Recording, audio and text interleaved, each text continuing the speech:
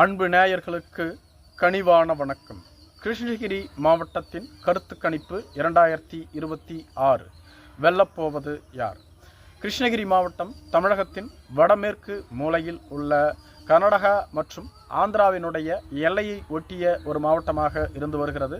கிருஷ்ணகிரி மாவட்டத்தில் உள்ள ஓசூர் தமிழகத்தினுடைய மிக வேகமாக வளர்ந்து வரும் ஒரு நகரமாக இருந்து வருகிறது.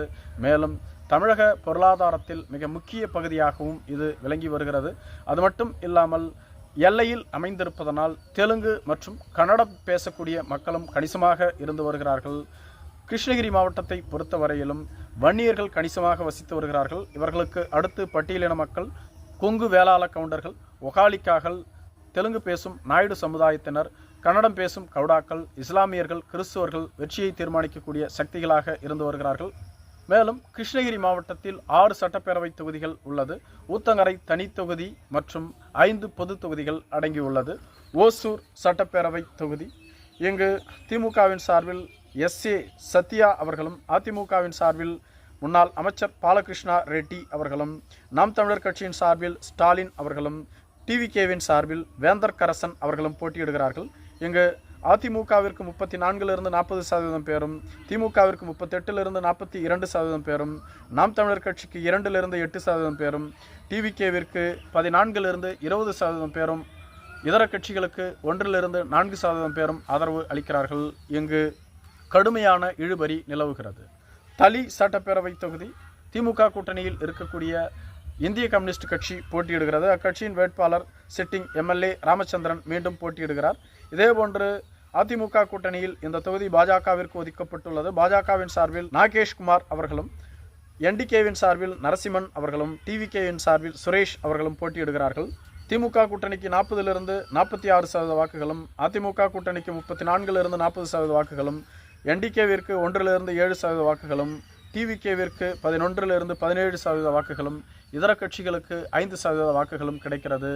இங்கு திமுக கூட்டணியில் உள்ள இந்திய கம்யூனிஸ்ட் கட்சி வெற்றி பெறுகிறது.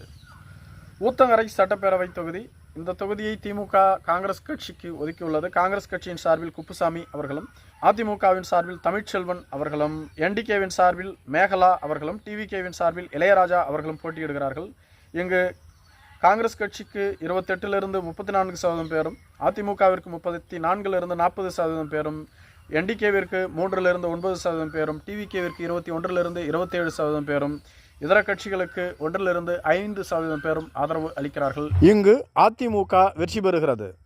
வேப்பனஹள்ளி சட்டப்பேரவை தொகுதி, இங்கு திமுகவின் சார்பில் சீனிவாசன் அவர்களும், அதிமுகவின் சார்பில் அக்கட்சியினுடைய துணை பொதுச் செயலாளரான KP முனுசாமி அவர்கள் மீண்டும் இங்கு போட்டியிடுகிறார். இந்த தொகுதியினுடைய சிட்டிங் MLAவாக இருந்து வருகிறார்.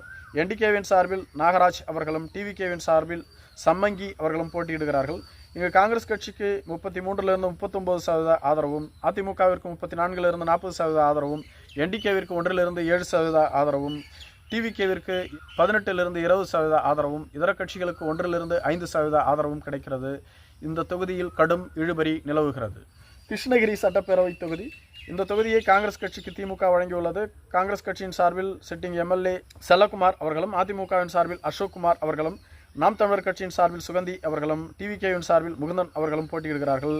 இங்கு திமுக கூட்டணிக்கு 36லிருந்து 42% பேரும், அதிமுகவிற்கு 39லிருந்து 45% பேரும், NDKவிற்கு 1லிருந்து 7% பேரும், TVKவிற்கு 11லிருந்து 17% பேரும், இதர கட்சிகளுக்கு 4% பேரும் ஆதரவு அளிக்கிறார்கள். இந்த தொகுதியில் அதிமுக வெற்றி பெறுகிறது. பர்கூர் சட்டப்பேரவை தொகுதி, செல்வி ஜெயலலிதா அவர்கள் 2 முறை போட்டியிட்ட தொகுதி. இங்கு திமுகவின் சார்பில் மதியழகன் அவர்களும், அதிமுகவின் சார்பில் கோவிந்தராசன் அவர்களும், NDKவின் சார்பில் கவின்குமார் அவர்களும், TVKவின் சார்பில் முரளிதரன் அவர்களும் போட்டியிடுகிறார்கள். இங்கு திமுக கூட்டணிக்கு 40லிருந்து 48% பேரும், அதிமுக கூட்டணிக்கு 38லிருந்து 44% பேரும், NDKவிற்கு 1லிருந்து 6% பேரும், TVKவிற்கு 9லிருந்து 15% பேரும், இதர கட்சிகளுக்கு 1லிருந்து 4% பேரும் ஆதரவு அளிக்கிறார்கள். பர்கூர் தொகுதியில் கடுமையான இழுபறி நிலவுகிறது.